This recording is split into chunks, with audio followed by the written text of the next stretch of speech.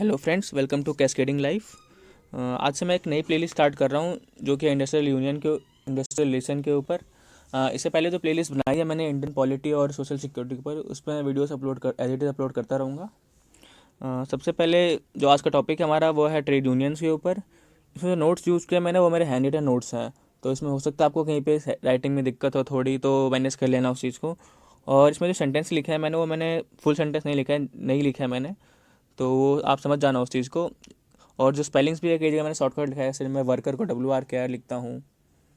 और एक और बात, इसमें कहीं कहीं पे कंजस्टेड है नोट्स, मतलब मेरे। तो ऐसा इसलिए है क्योंकि मैंने काफ़ी डिफरेंट सोर्सेज से नोट्स बनाए हैं। तो आपको जो इन्फॉर्मेशन मिलेगी वो पूरी इन्फॉर्मेशन मिलेगी, और जो इंपॉर्टेंट है वही चीज़ में मैंने इंक्लूड किया है जो UPSC EPF एग्जाम के लिए इंपॉर्टेंट है। तो अब अगर आप इन वीडियोस को देख लेते हैं तो आपका जो इस टॉपिक से जो मोस्टली क्वेश्चन है वो आप कर लेंगे। ठीक है, तो स्टार्ट करते हैं आज का वीडियो। सबसे पहले आईओले के अकॉर्डिंग जो ट्रेड यूनियन की डेफिनेशन है वो है, it is the organisation of employees usually associated beyond the confine of one enterprise. It is established for protecting और improving through collective action the economic and social status of its member. तो सबसे पहले इसका मतलब समझते हैं। तो it is not confined to one enterprise, इसका मतलब ये है कि इसमें जो मेंबर्स होंगे वो डिफरेंट इस्टेब्लिशमेंट से हो सकते हैं। ठीक है। दूसरा जो इनका मेथड होगा वो कलेक्टिव बार्गेनिंग का होगा। ठीक है। इंडिविजुअल वर्कर्स जाके बार्गेनिंग नहीं करेंगे, कलेक्टिवली जाएंगे वो। तीसरा क्या है, इनका जो पर्पस है वो केवल इकोनॉमिक नहीं है, मतलब केवल वेज से रिलेटेड नहीं है, बल्कि ओवरऑल सोशल डेवलपमेंट चाहते हैं ये ट्रेड यूनियंस। तो ये थी आईओले की डेफिनेशन। हम आगे बढ़ते हैं, हम बात करते हैं जो ट्रेड यूनियन एक्ट 1926 है हमारा, उसमें ट्रेड यूनियन की डेफिनेशन क्या है।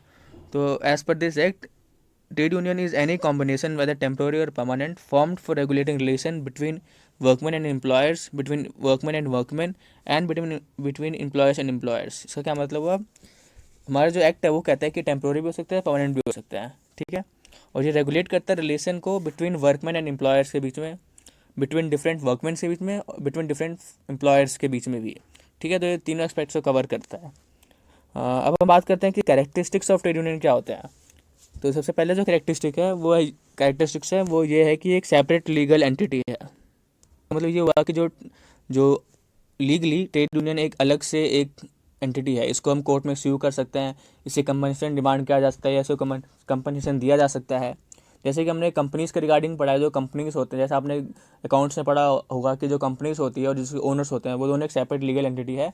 तो सेम कंसेप्ट ट्रेड यूनियन के बीच में भी है, जो उसके मेंबर्स है और जो ट्रेड यूनियन है वो एक सेपरेट लीगल एंटिटी है। ठीक है। अब जो सेकंड कैरेक्टरिस्टिक्स है उसका वो ये है कि ये कंटिन्यूस होते हैं। अब इसका क्या मतलब है, अब इसका मतलब है सपोज़ किसी इस्टेब्लिशमेंट में कुछ मेंबर्स ने मिलकर एक ट्रेड यूनियन इस्टेब्लिश करी। ठीक है। अब कुछ साल बाद हो सकता है उसके मेंबर रिटायर हो जाए या कंपनी छोड़ दे या मेंबर से रिजाइनेशन दे दे, तो क्या वो ट्रेड यूनियन डिजॉल्व हो जाएगी? नहीं। अब उसके नए मेंबर्स आएंगे, नए चेयरमैन का इलेक्शन होगा, जैसे नॉमिनेशन होगा, तो ट्रेड यूनियन जो है वो कंटिन्यूस चलती रहेगी। ठीक है। जो तीसरा कैरेक्टरिस्टिक्स है वो ये है कि इनका कॉमन सील होता है। इसका मतलब जो भी ट्रेड यूनियन कोई पब्लिकेशन निकालता है या कोई भी नोटिफिकेशन निकालता है, उस पर ट्रेड यूनियन का स्टैंप लगा होता है, उसकी अपनी हेडिंग्स होती है सब कुछ, तो वो ट्रेड यूनियन के नाम से ही आउट होता है। अब चौथा क्या है कि they are regulated by law. तो हर चीज़ मोस्टली रेगुलेटेड होती है लॉ के द्वारा। ट्रेड यूनियन एक्ट इसको रेगुलेट करता है, ट्रेड यूनियंस को। ठीक है। तो इनको सारे लॉ के अंदर में ही, लॉ के अकॉर्डिंग काम करना होता है। ऐसे इनके अगर इन्हें स्ट्राइक करनी है तो इन्हें 60 डेज पहले नोटिस देना पड़ेगा, तो ये सब लॉ को ये फॉलो करते हैं। अब हम आते हैं क्लासिफिकेशन ऑफ ट्रेड यूनियन के ऊपर। तो जो मेजरली है हमने इसको 4 ब्रॉड कैटेगरीज में क्लासीफाई कर रखा है, उनके फर्दर सब क्लासिफिकेशन है। तो जो मेन 4 कैटेगरीज है वो है on the base of organization, on the base of membership, on the base of function और स्टैट्यूटरी क्लासिफिकेशन है। On the base of organization ये फर्दर 3 टाइप की है। पहली है क्राफ्ट यूनियन, दूसरी है इंडस्ट्रियल यूनियन और तीसरी है जनरल यूनियन। और on the base of membership है हमारी close shop, union shop, maintenance shop, agency shop और ओपन शॉप। अब बात करें बेसिस ऑफ फंक्शन, इसके फर्दर दो सब कैटेगराइजेशन है, रिफॉर्मिस्ट यूनियन और रिवॉल्यूशनरी यूनियन। रिफॉर्मिस्ट यूनियन में है बिजनेस यूनियन और अपलिफ्ट यूनियन। रिवॉल्यूशनरी यूनियन में है anarchist union, political union, predatory union and gorilla union. और बात करें लास्ट में स्टैच्यूटरी क्लासिफिकेशन की, तो इसमें आता है रिकॉग्नाइज्ड, अनरिकॉग्नाइज्ड, निगोशिएटिंग यूनियन और निगोशिएटिंग काउंसिल। तब इन सबको डिटेल में पढ़ते हैं हम क्या है ये। सबसे पहले बात करें on the base of organization, तो जो सबसे पहला इसके अंदर आता है वो है क्राफ्ट यूनियन। अब क्राफ्ट से हम क्या समझते हैं, यानी कि हमारे दिमाग में लिंक करता है कि ये स्किल, क्राफ्ट का मतलब होता है स्किल। तो सेम चीज़, अगर कोई भी ट्रेड ऑर्गेनाइजेशन या ट्रेड यूनियन स्किल बेस्ड है, मतलब जो उसके मेंबर्स है वो किसी पर्टिकुलर स्किल्स से आते हैं, तो वो क्राफ्ट यूनियन होगी। इससे एग्जाम्पल होंगे, जैसे हो सकता है हमारे ऑटो ड्राइवर्स का यूनियन होता है, उसका डॉक्टर्स का यूनियन है, टीचर्स का यूनियन है, पायलट्स का यूनियन है, इंजीनियर्स का यूनियन है। तो जो स्किल बेस्ड, जिसमें जहाँ पे जो मेंबर्स है वो स्किल किसी पर्टिकुलर स्किल से आते हैं, तो वो होगा क्राफ्ट यूनियन। अब हम बात करते हैं इंडस्ट्रियल यूनियन के। तो ये नाम से क्या लगता है आपको कि किसी इंडस्ट्री से रिलेटेड होगा? तो हाँ, ये वही है बिल्कुल। अब ये जो इंडस्ट्रियल यूनियन होगा, किसी पर्टिकुलर इंडस्ट्री के सारे जो वर्क, सारे मतलब जो किसी एक इंडस्ट्री के वर्कर ही होंगे इसके अंदर। फॉर एग्जांपल अगर बात करें हम टाटा का, तो टाटा इंडस्ट्रीज यूनियन है, सपोज कोई ऐसा यूनियन है।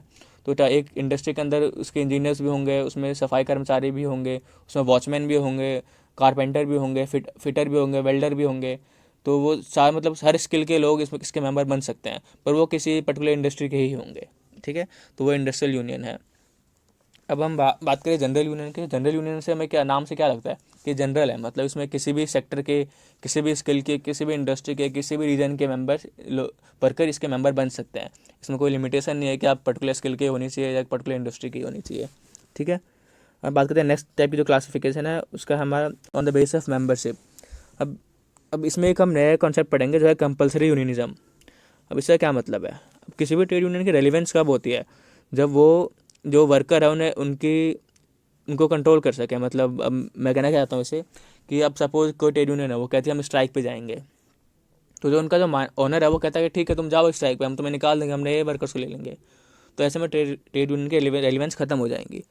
तो बात एक एग्रीमेंट कर लेते हैं कि आप जो है जो वर्कर्स लोगे वो किस बेसिस पे, कहाँ से लोगे, किस बेसिस पे लोगे। तो इस टाइप की, ताकि जो उनकी यूनियन की जो रेलिवेंस है वो बनी रहे, तो इस टाइप के हम एग्रीमेंट को, इस मैकेनिज्म, बेसिकली इस मैकेनिज्म को कहते हैं कंपलसरी यूनियनिज्म। अभी जब मैं टाइप्स पढ़ूंगा तो आप इसको और अच्छी तरह समझ आओगे क्या है ये। ठीक है, तो ध्यान रखना कंपलसरी यूनियनिज्म का मतलब ऊपर ऊपर क्या होता है। मतलब मैंने बता दिया आपको, डिटेल में जो बताऊंगा तो समझ में आ जाएगा आपको। अब इसमें जो पहला है वो है क्लोज शॉप। इसमें क्या होता है ना कि क्लोज से मतलब क्या लग रहा है हमें, कहीं ना कहीं मतलब कुछ रिस्ट्रिक्शन हो गया, मतलब है ना। तो ऐसा ही है इसका मतलब कुछ। तो इसमें क्या है ना कि जो एम्प्लॉयर होता है वो जो वर्कर का हायर करेगा, वो वो जो वर्कर है वो ऑलरेडी ट्रेड यूनियन का मेंबर होना चाहिए। मतलब इसमें एम्प्लॉयर के ऊपर रिस्ट्रिक्शन है कि वो किसी आउटसाइडर को हायर नहीं कर सकता, वो उसी को हायर करेगा जो ट्रेड यूनियन का मेंबर है। ठीक है, और उस मेंबर को जब, उस वर्कर को जब तक जॉब में रहना है तब तक उसे यूनियन की मेंबरशिप रिटेन करनी है। ठीक है, तो इसका मतलब होता है क्लोज शॉप। तो देख रहे हो किस तरह से जो ट्रेड यूनियन है वो कंट्रोल कर रही है वर्कर्स के एम्प्लॉयबिलिटी को, और फिर एम्प्लॉयर के फ्रीडम टू एम्प्लॉय वर्कर को। तो इस तरह से वो कंट्रोल करती है। तो अब हम बात करते हैं नेक्स्ट टाइप की, वो है यूनियन शॉप। अब इसमें क्या होता है ना कि ठीक है, जो एम्प्लॉयर है उसे फ्रीडम था कि वो किसी को भी हायर कर सकता है। मतलब जो वर्कर होगा वो हो सकता है ट्रेड यूनियन का भी हो या ट्रेड यूनियन का ना भी हो, उसे ये फ्रीडम है। पर कंडीशन ये होती है कि जब एम्प्लॉयर ने वर्कर को हायर कर लिया तो विद इन स्पेसिफाइड टाइम उस वर्कर को कोई ना कोई ट्रेड यूनियन ज्वाइन करनी होती है उस इस्टेब्लिशमेंट की। ठीक है, अब बात करते हैं मेंटेनेंस शॉप की। इसमें क्या है ना, इसमें भी एम्प्लॉयर को फ्रीडम है कि ठीक है वो कहीं से भी वर्कर को हायर करे, और वर्कर को भी फ्रीडम है कि वो ट्रेड यूनियन ज्वाइन करे या ना करे हायरिंग होने के बाद। पर अगर उसने एक बार ट्रेड यूनियन ज्वाइन कर लिया जॉब में आने के बाद, तो उसे उस मेंबरशिप को रिटेन करनी पड़ेगी तब तक जब तक वो जॉब में है। ठीक है, अब जो नेक्स्ट है वो एजेंसी शॉप। अब इसमें क्या होता है ना कि जो, जैसे अब वर्कर, एम्प्लॉयर ने किसी वर्कर को हायर कर लिया, तो ठीक है वो वर्कर चाहता है कि मुझे किसी ट्रेड यूनियन की मेंबरशिप नहीं लेनी है। तो ट्रेड यूनियन कहते हैं ठीक है आप मेंबरशिप मत लो, पर आपको एक एजेंसी फ़ी देनी पड़ेगी एज ए चैरिटी और donation to the trade union. ठीक है, तो इसमें जो वर्कर है उसे एक एजेंसी फ़ी देनी पड़ती है। तो ठीक है, तो ये ध्यान रखना कि agency shop is related with agency fee. अब आता है लास्ट में ओपन शॉप। ओपन शॉप का क्या मतलब है? ओपन शॉप में क्या लगता है कि मतलब कुछ फ्री होगा, मतलब कोई रिस्ट्रिक्शन नहीं होगी।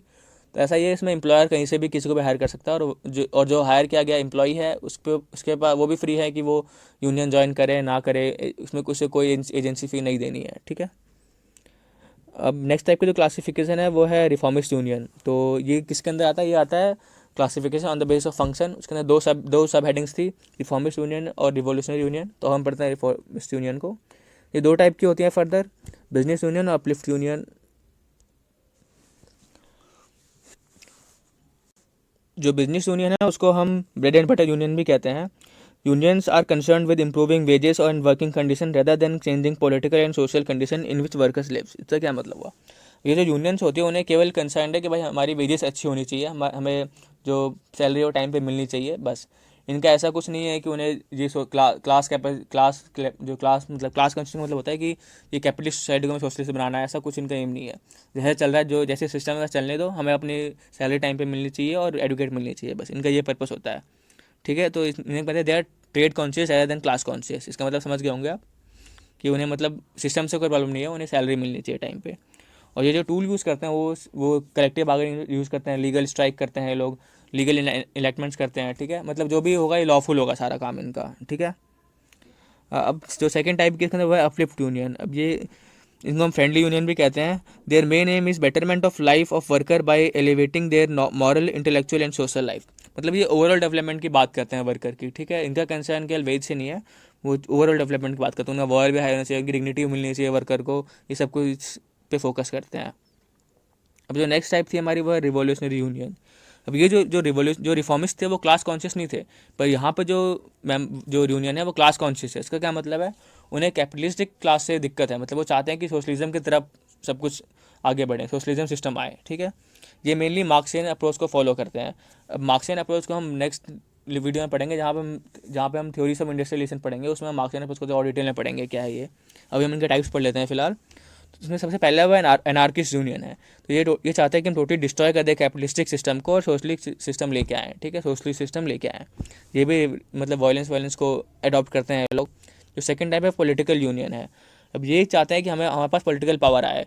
इसके लिए वो क्या करेंगे, इसके लिए वो पॉलिटिकल पार्टी से एफिलिएशन ले लेंगे, उनसे उनके साथ मिल जाएंगे और गवर्नमेंट पे जो प्रेशर बनाएंगे कि आप हमारे फेवर में लॉ बनाओ, मतलब ताकि कैपिटलिस्टिक सोसाइटी, मतलब उनका इन्फ्लुएंस कम हो, सोशलिस्ट की तरफ ज़्यादा बढ़े जो एम्प्लॉयर्स है वो, तो चाहेंगे सोशलिस्ट रूल्स आए इस्टेब्लिशमेंट के अंदर पॉलिटिकली, ठीक है।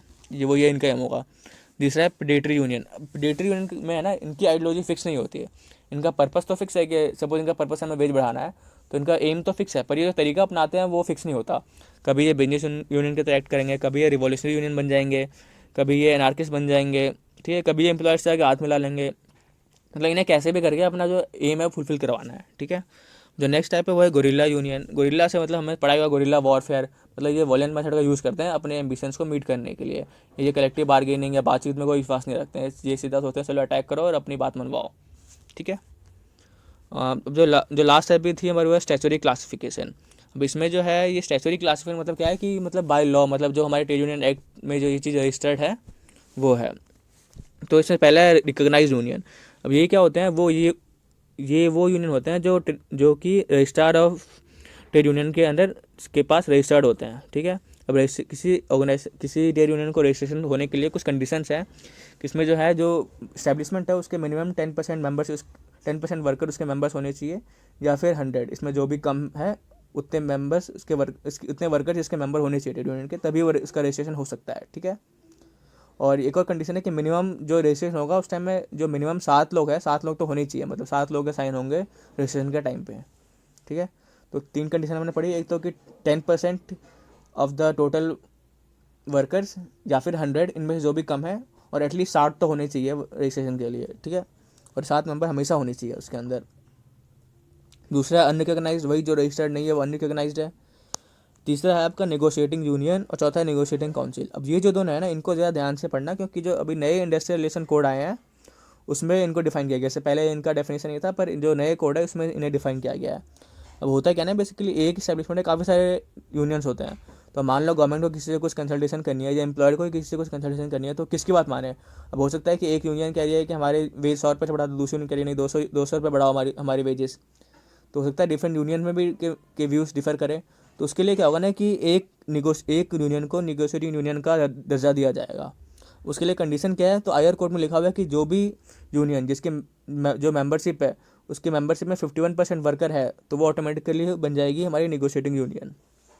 अब हो सकता है कि किसी इस्टेब्लिशमेंट में काफ़ी सारे ट्रेड यूनियन है और किसी में भी 51% मतलब वर्कर्स नहीं है उसके मेंबर्स, हो सकता है किसी में 10% हो, किसी में 20% हो। तो इस केस में क्या करेंगे, तो उस केस में एक निगोशिएटिंग काउंसिल बनाई जाएगी, और उसमें जितने भी ट्रेड यूनियन है उनके रिप्रेजेंटेटिव्स होंगे, और जिनके पास टोटल मेंबरशिप 20% की है, ठीक है। मतलब सपोज एक ट्रेड यूनियन है, उसकी मेंबरशिप 25% है, दूसरे की है 20%, तो उन सब में के रिप्रेजेंटेटिव्स इसमें आएंगे इस निगोशिएटिंग काउंसिल में, ठीक है। अब हम ये लास्ट टाइम की है रॉबर्ट एक्स हुक्सी क्लासिफिकेशन। ये बेसिकली ये लास्ट टाइम पेपर में रॉबर्ट एफ हुक्सी के पे क्वेश्चन भी आया था लास्ट टाइम के 2017 के पेपर में, तो इसको पढ़ लेते हैं हम लोग क्या है इसकी।